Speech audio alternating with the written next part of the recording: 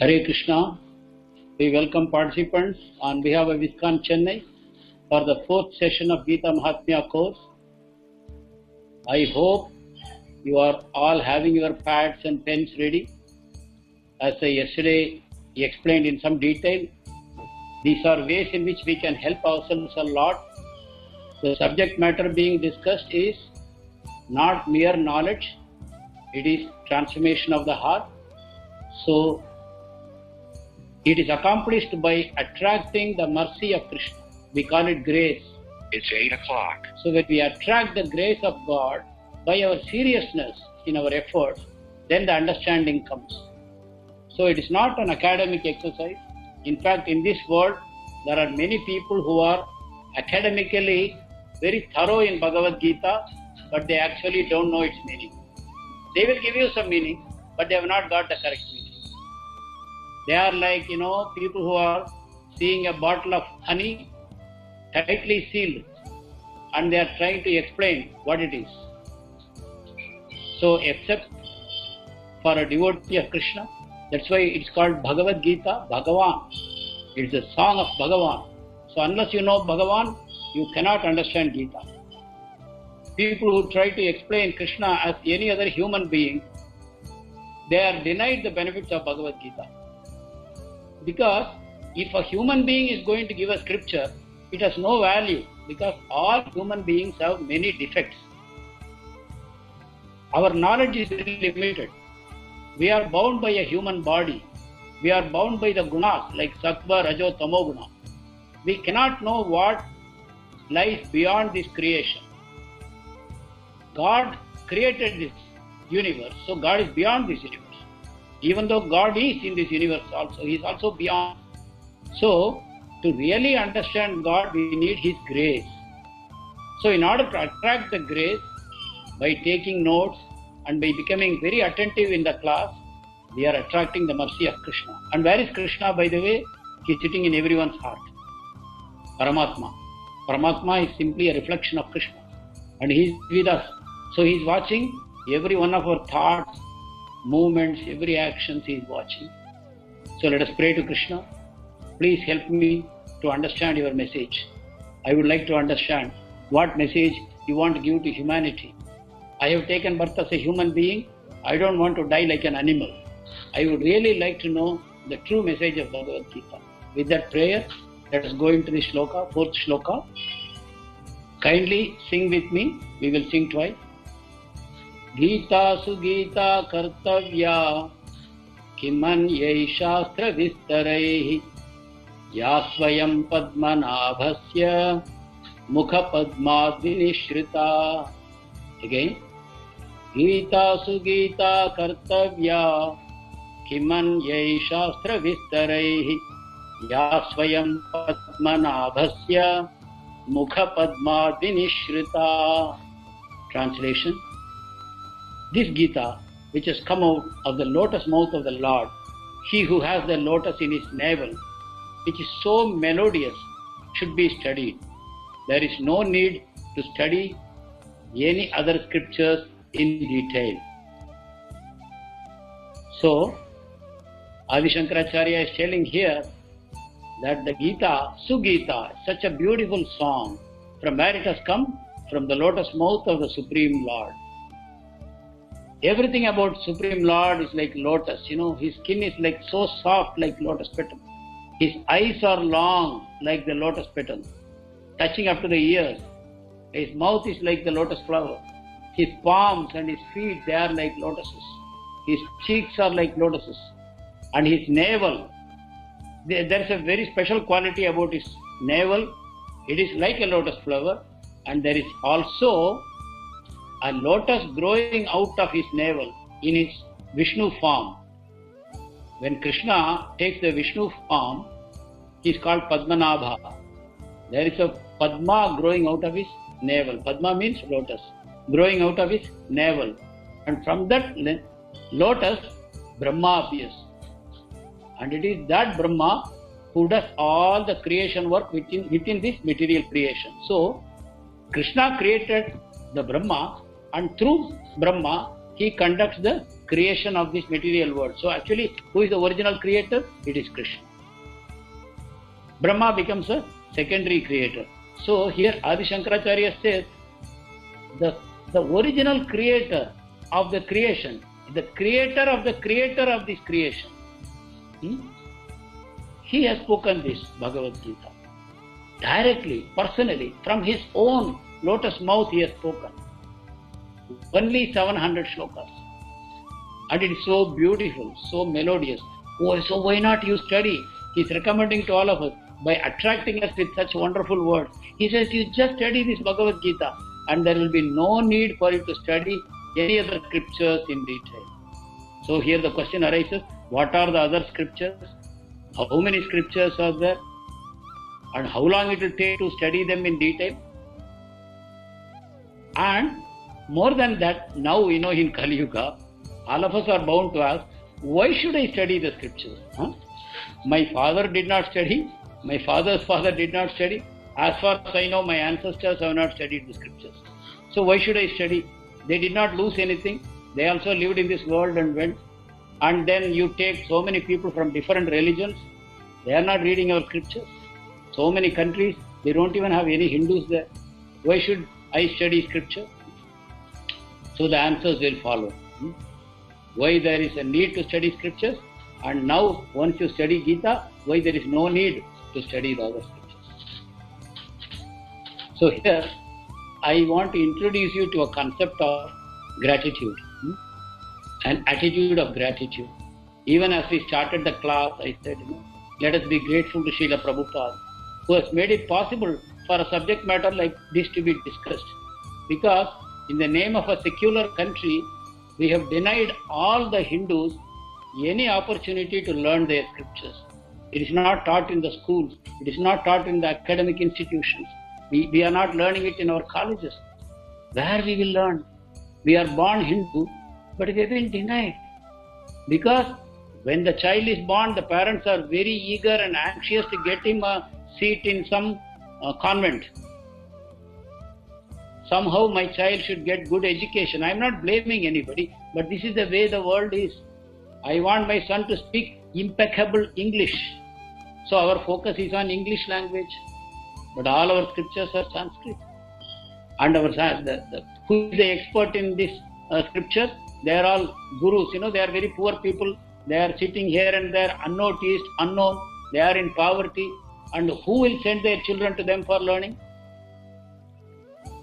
So, by the mercy of Srila Prabhupada, who took the pain in the year 1969-70 to go to America and translate all the relevant scriptures into English so that we can directly learn from those books. So the attitude of gratitude is the essence of human life. Human life means we are indebted to so many people. That is what the scriptures inform us. So, what are the various debts of a human life? We will just see one by one. Each of these topics can be discussed at great length, but briefly I will touch. I think that is sufficient for you to know what I am driving at. These responsibilities are not there for animals. Anything other than human beings, they don't have these debts. These are only for human form. That means when God gives you a human form, He gives you great responsibility. Because human form is so rare. You see around us unlimited number of animals and birds and insects and plants and all. They have not got a human body. There is a soul in each of them. They cannot study the scriptures. They cannot go to a Gurukul. They cannot meditate on God. They have no opportunity to question, who am I? Where did I come from? Why there is suffering? Who is the creator? They cannot ask. So we have been given a special body with special privileges. We have a very self-conscious brain. We can think. So that is the power God has given us. Along with that power, He has given us responsibility. Because I explained in another class, God has given us choices. Animals have no choice. Why no choice? Animals are driven by the instinct. They act automatically. They don't think. They act.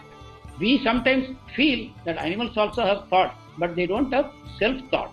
All that they think is eating, sleeping, mating and defending. They don't think about anything else. Ahara, nidra, bhaya, maitunam. Only these four things are in their mind. For that purpose, they act instinctively. Human beings are not supposed to be like that. But you may be wondering, because we are also doing the same thing. We eat, we sleep, we look for a mate, and then we try to protect ourselves and our family, just like animals. But human form has special privileges and special debts. Let us see what these debts are. Number one, to the Devas. Let us try to understand this. Our existence in this world is not because of some special skills that we have. Everything in this world, all the elements are controlled by Devas. Just to give one small example. Let us talk about the water elements, right? There is Varuna, who is the god of water. And then you have a goddess for every river. Ganga is a personality. Yamuna, a personality. Kaveri, that's personality. Samudra, ocean, there is a Samudra Raja. And beyond that, there is Indra, the god of rain. So the entire water cycle, what we call it's a water cycle, right? The water goes up in the sky, then the water returns to the earth, then it goes into the ocean. In between, we consume it, and then the cycle continues. That entire water cycle is governed by so many devas. So, if we want water, we have to first of all say thank you to the devas. We have to be grateful to them. Further, we have to perform some puja, some worship, some vratas. To express our gratitude, these are given in the Vedas. There is something called Karma Kanda section of the Vedas that is basically about how to be grateful to the Devas, how to express our gratitude. Then what happens? Devas become pleased with us, and then they give us what we require. This is the way a human being is supposed to live. That means, similarly for fire, there is God Agni. For wind, there is Vayu Bhagavan is there. Right? For everything, for the 8 directions, east, west, north, south, northeast, northwest, there are Digbalakas. Sun is a god, moon is a god.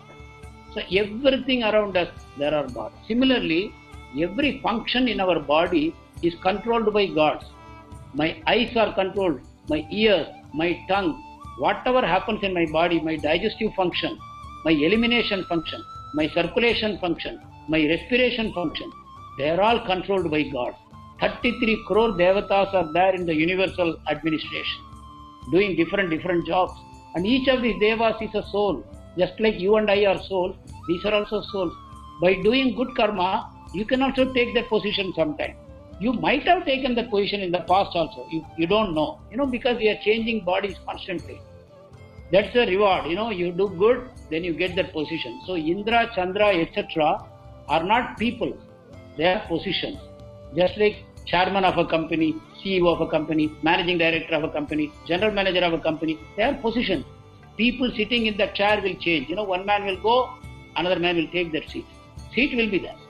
So Indra, Chandra, Varuna, Vayu, Agni, Brahma, they are all positions. They are occupied by different souls. So, but what God intended is we should live a life of gratitude as a human being. So that is Devas. I will quickly show the others. Rishis.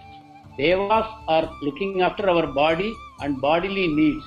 Rishis look after our spiritual needs.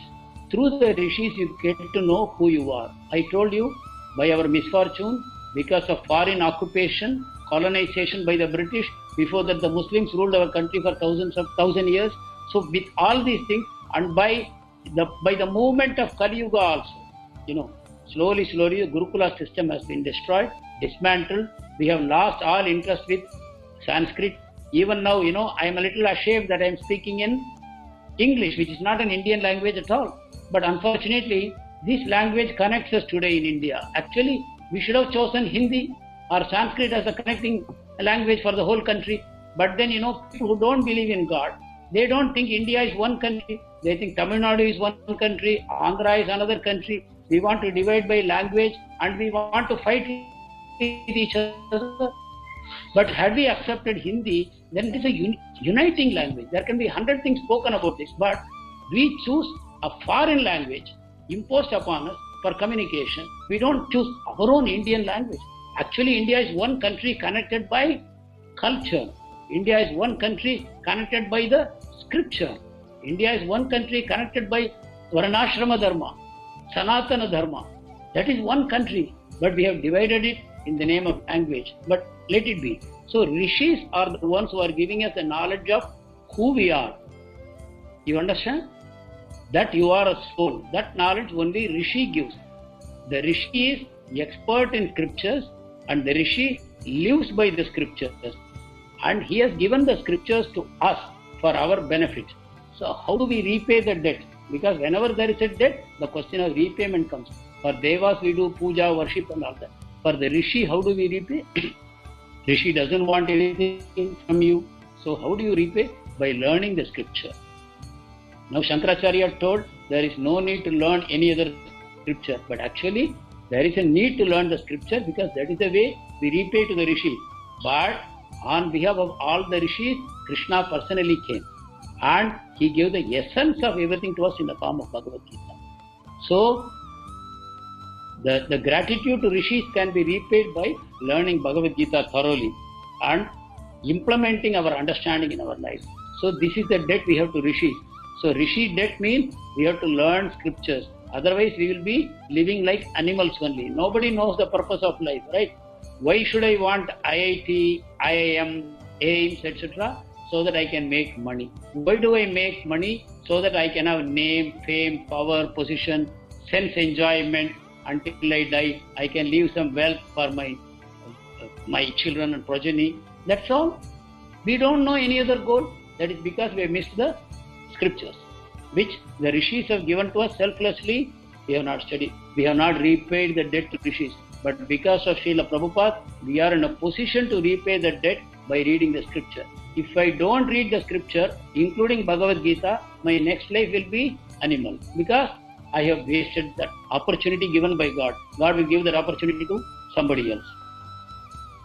We have also a debt to the ancestors, starting from father, mother, and father's father, father's father, etc. They are called Pitru, So for the deceased ancestors, for those who are dead, we perform Shraddha, Tarpan, whenever we go to a holy place, we take a dip for them, various things we observe for their sake, for pleasing them, we do charity for them, that way we repay the ancestors. And more than that, by leading a God-centered life, our ancestors become pleased. And if our parents are living, then we should worship them daily.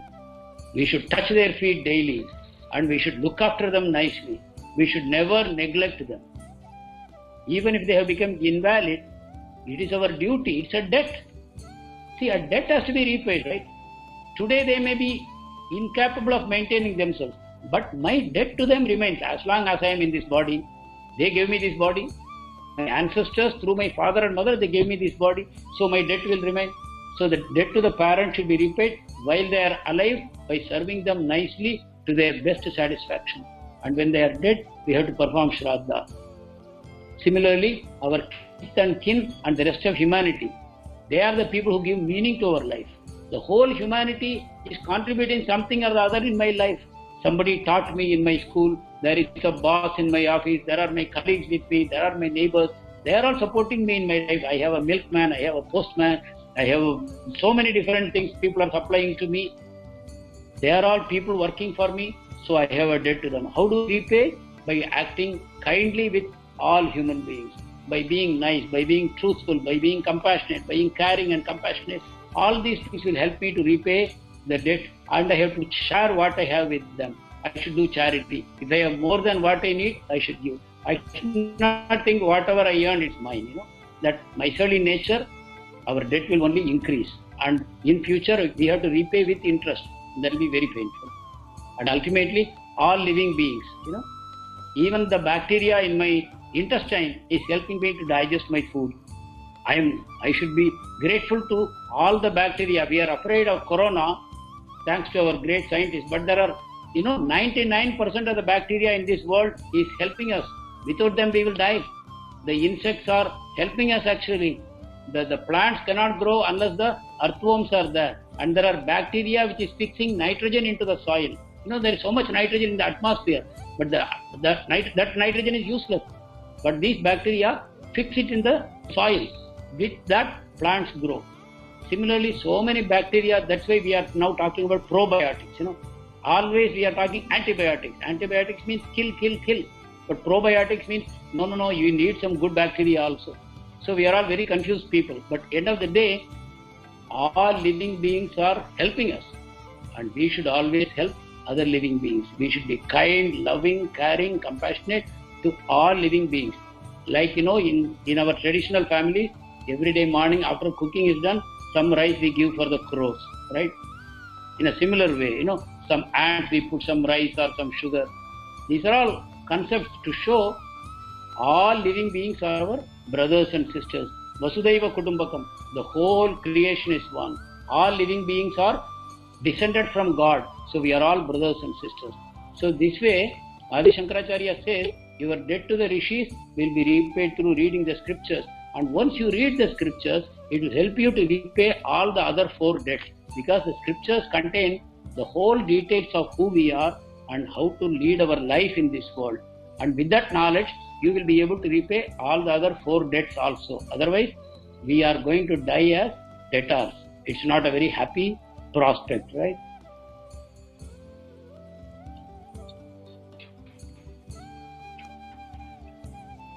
And these are the Shastras. For your information, you can quickly go through all the Shastras. There are the Vedas, there are the Puranas, there are the Upanishads, and there are Itihasas. They are the broad categorization. Under Vedas, we have Rig, Yajur, Sama, Atharvana Vedas. In Puranas, we have 18 major Puranas and so many minor Puranas like Srimad Bhagavatam, Vishnu Puran, Vayu Puran, Agni Puran, Brahmanda Puran, Skanda Puran, so many Puranas. And Upanishads, there are 108 major Upanishads. And Itihasa, we have Ramayana, Mahabharata. And except Ramayana, whatever we see here were written by Vyasadeva, except Vishnu Puran, which was written by Parasara Muni, who is the father of Vyasadeva. So all these Shastras contain something like 20-30 million shlokas. 20-30 million shlokas. How we will ever finish?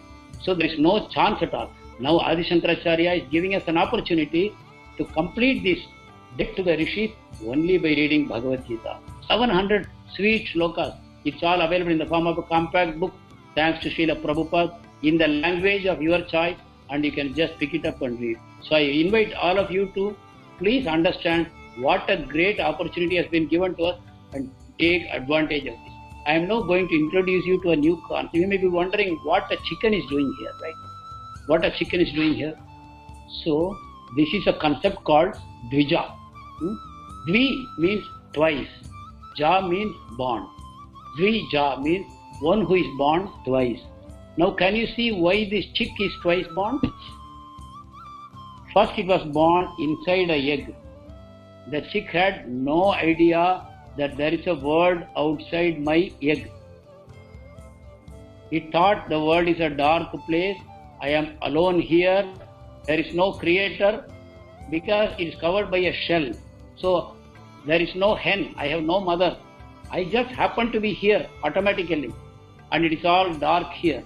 And there is some food inside. I am eating, I am living. This is the whole world. Everything has come automatically. The chick will think. The egg has come automatically because there is a shell. What can be outside the shell? That's all. This universe is the shell. Same way, we are born. We are also thinking this world is everything. This universe is everything. That's why this is called Brahma Anda. Anda means egg in Hindi or Sanskrit. Brahma Anda. This is also a huge egg created by God. But it is an egg. So egg means definitely there is somebody who laid the egg, right? That is Krishna. It is from Krishna that this material creation has come. But we are inside the egg as long as nobody tells us. And how anybody will tell unless we go and ask them? The knowledge is with the rishis, but we don't go to the rishis. We don't go to the scriptures. So we are all once born, Ekaja. Eka means what? We are all Ekaja. But a human being should become a Dvija. Just like this bird one day opened the egg and came out. And what a world it saw. The bright sun, the moon, the stars, the sky, the beautiful vegetation, the mountains, the people. It saw its own mother, hen, who is now taking care. And it is teaching her so many skills. And then she is playing with her brothers and sisters. So much wonderful things the bird is experiencing after coming out of the shell. Same way, we are all living in a shell as long as we identify ourselves with our material bodies. Our body is like the egg only. It is a dead body. We are the soul occupying this body. And the Rishi teaches you that you are a soul. You are an eternal soul. You are a part and parcel of God. And it is your business to get out of this shell. This material universe is a shell. You should get out of it and go back to God who is in Vaikuntha. So that is what Dvija is. Now, in this short time, a few minutes we are spending together, only because we are talking from the scriptures, all of us have become Dvija. You just see what a wonderful thing our scriptures offer. We have been given a second birth because all along we were thinking, I am my body only. How can I give pleasure to my body? How can I enjoy my body? Our life was like that.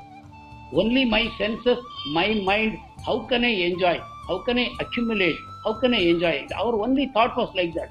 But suddenly we realized, I am an eternal soul. And as an eternal soul, I am entitled to eternal happiness. I have to only connect with God. So through Bhagavad Gita and through the Parampara, we can come to know these truths of the scriptures. So Bhagavad Gita as it is by Srila Prabhupada contains all the knowledge of creation because the Supreme Lord has spoken it.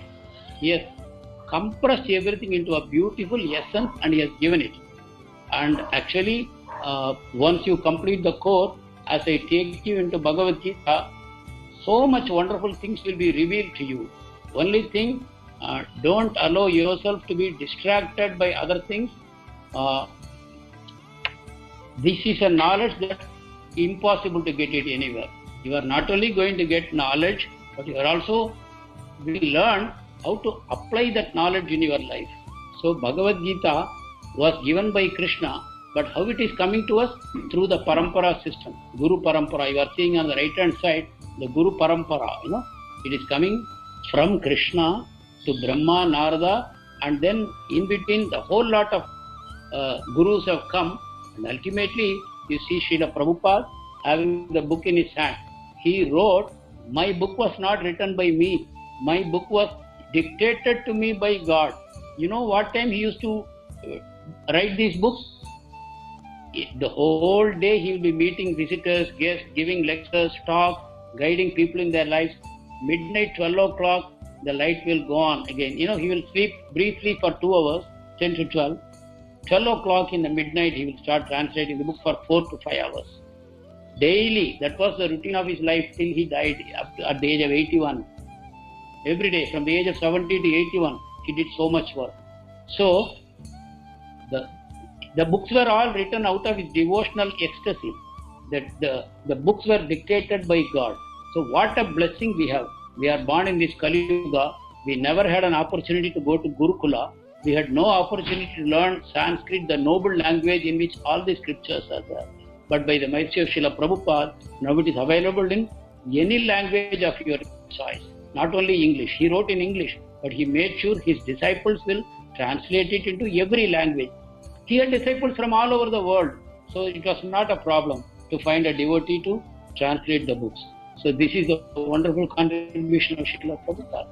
I am showing you here a picture.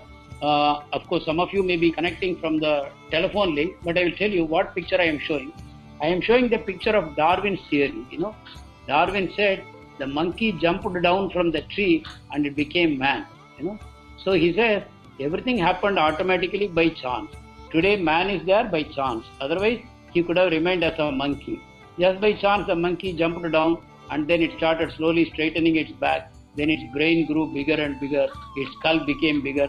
Everything, as though everything happened automatically. That there is no guiding intelligence behind it. But, so that is a mistake. Darwin could also not explain his theory fully because in the picture you see 6 monkeys, right? Slowly they are becoming erect.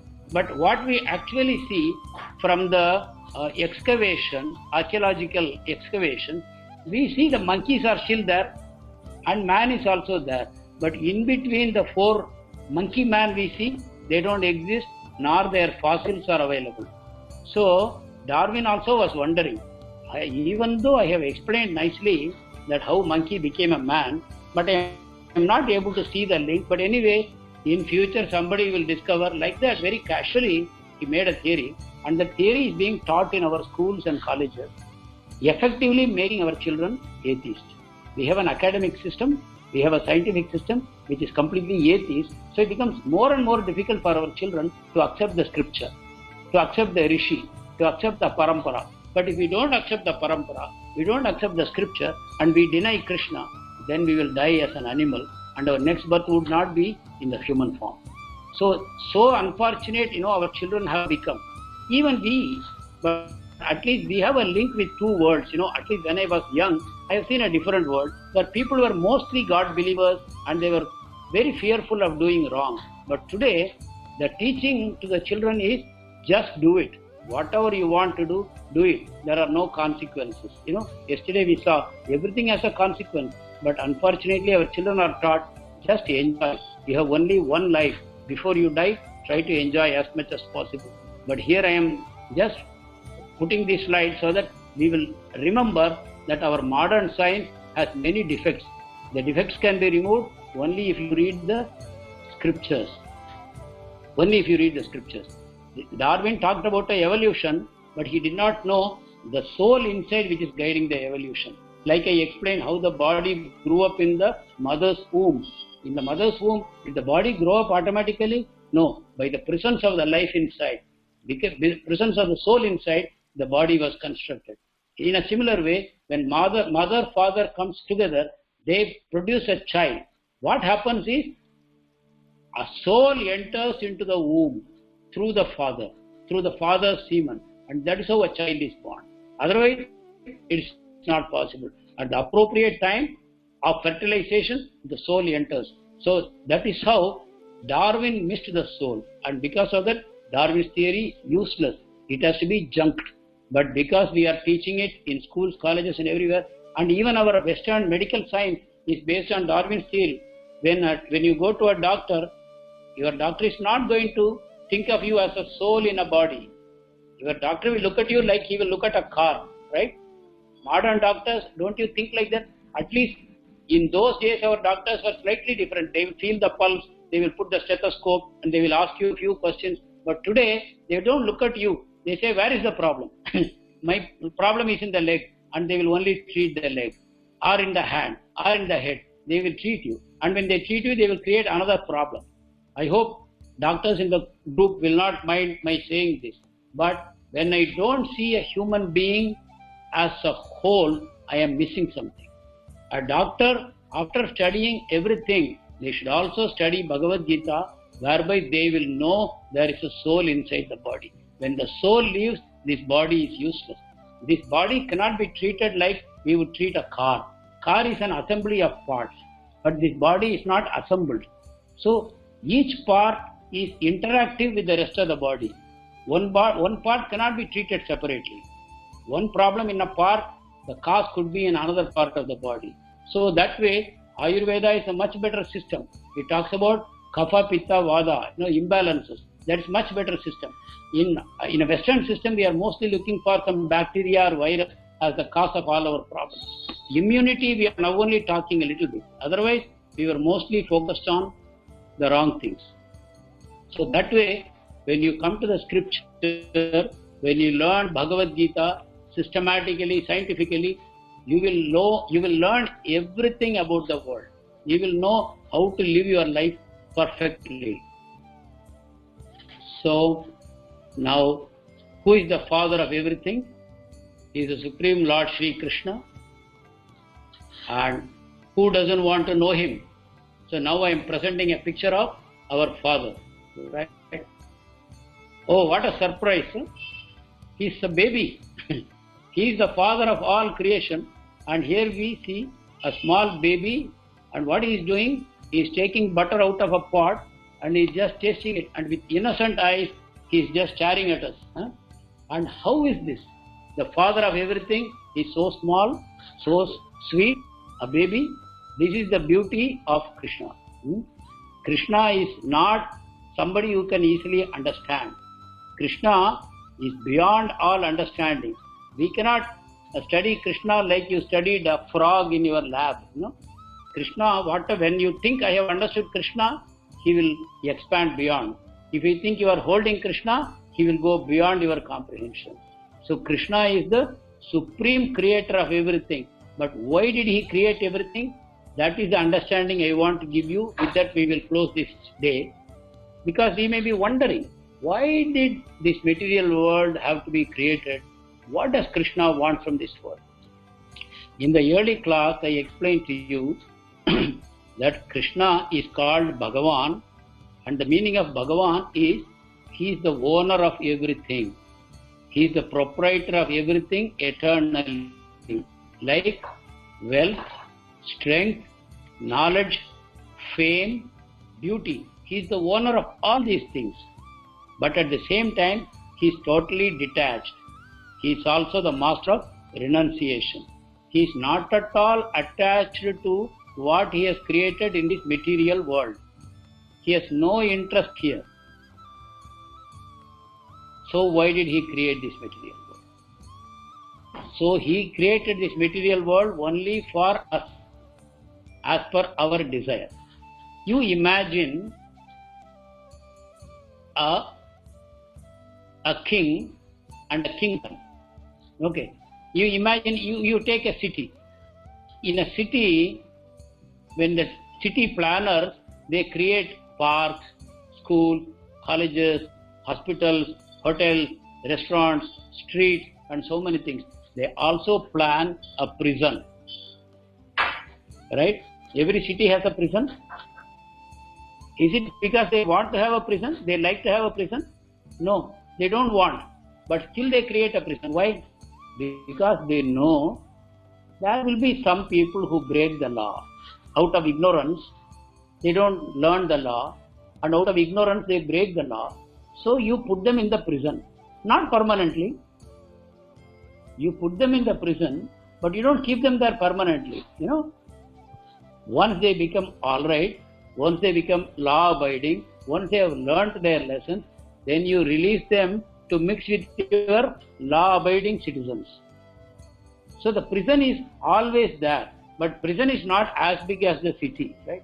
Prison is only a small thing, because only a small number of people violate the law of the land. Other people, they understand and they follow the law. They are law-abiding citizens.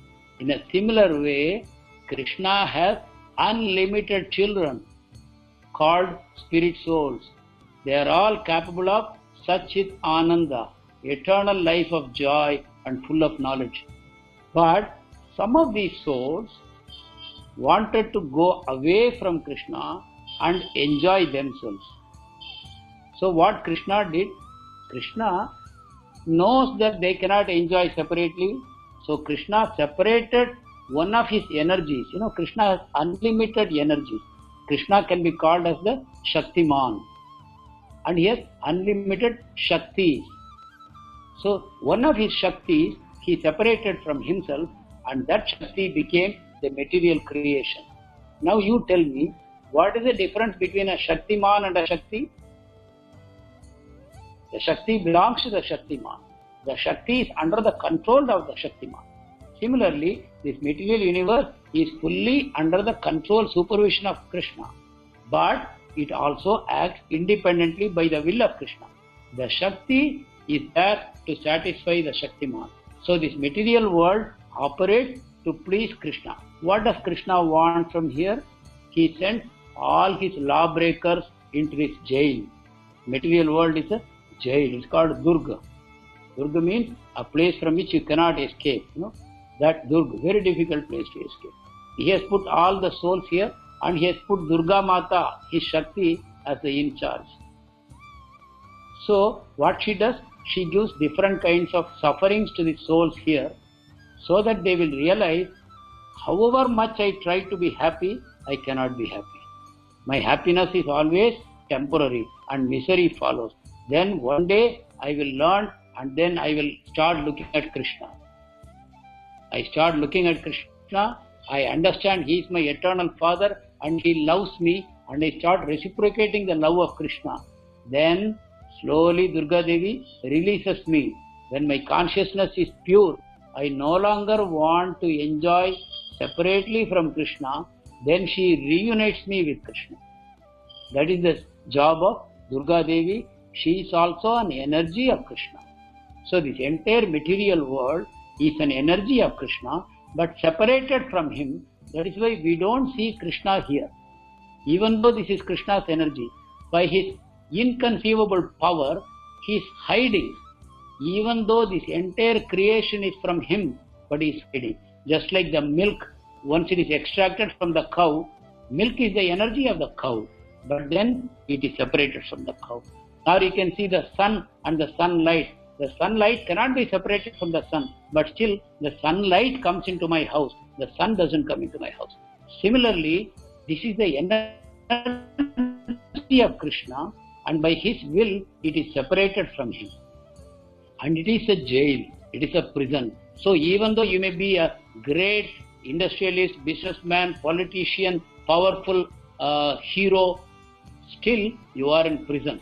In prison, there is a limit to which you can enjoy. In this prison, yesterday we talked about it. Birth, old age, disease, death. Then we talked about Adhyatmic, Adhidaivik, Adhibaudik problems. Nobody is free from it. Everybody is moving towards death. Time will kill everyone in due course of time. That is the nature of this material world. So, Krishna wants all of us will become reformed, and then we should say, Krishna, I want to be with you. Because Krishna is the source of all happiness. So when we reconnect with Krishna, we become entitled to share that happiness of Krishna. He has made all the souls like him, but only because we want to come separately from him and to create an opportunity for us, he has created this material world which is called Jada, Jada Prakriti. There is no consciousness here. That's why we call it Jada. But in this material world, by properly learning Bhagavad Gita, by properly changing the way we live our life, we will develop love for Krishna. And that is the aim of ISKCON, to teach those people who are interested to reform their life about Krishna and teach them slowly how to love Krishna on the basis of the scriptures. And as your love grows, your material pangs will go away. Adi Shankaracharya told, right, in Shloka 1, Shoka, Bhaya Shokadi Varjitaha. All fear will go, all miseries will go, all sufferings will go, all the reactions of past sins will go. There will be no rebirth. The entire samsara will be destroyed. All these benefits we get by just connecting with ISKCON, the teachings of ISKCON, by connecting with Srila Prabhupada's Parampara. Then we are in a position to return to Krishna. This beautiful Krishna is waiting for us in the spiritual world to accept us as we go back to him. So, here I wanted to say, selfishness, is it good or bad? So I am saying selfishness is good. So you may be surprised. How selfishness can be good? Yes, selfishness can be very good, provided you know yourself. What is yourself?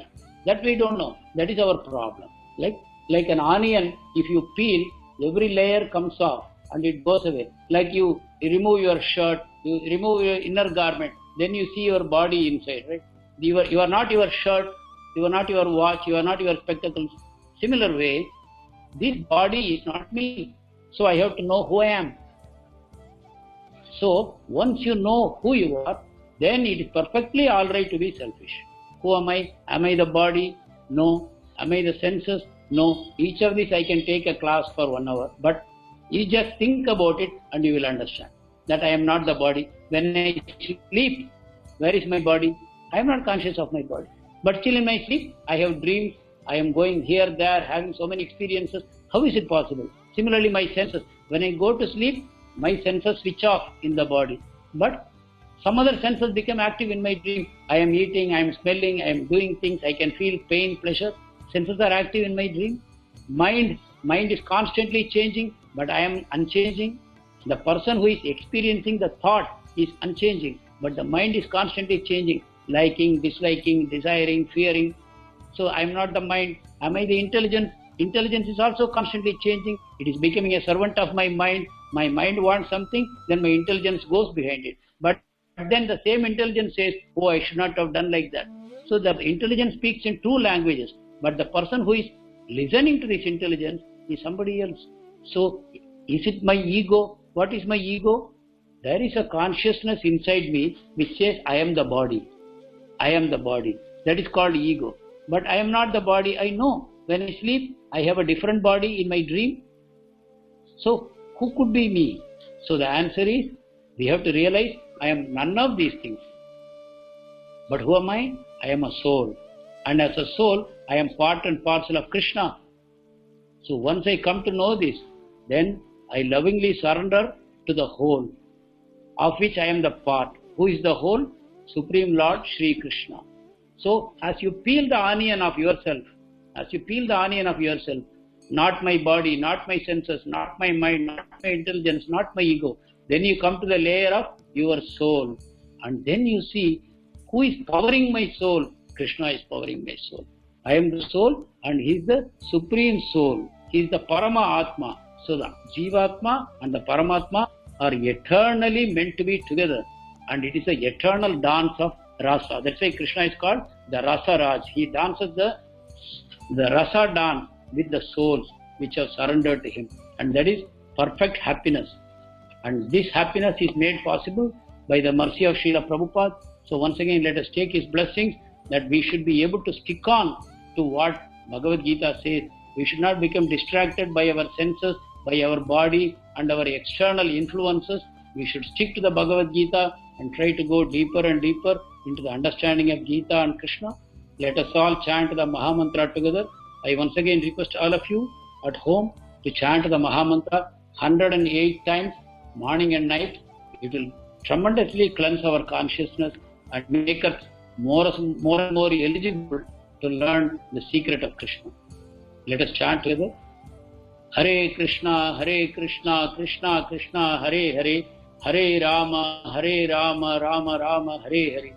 Hare Krishna, Krishna Krishna, Hare Hare, Hare Rama, Rama Rama, Hare Hare. Hare Krishna, Krishna Krishna, Hare Hare, Hare Rama, Rama Rama, Hare Hare. Thank you.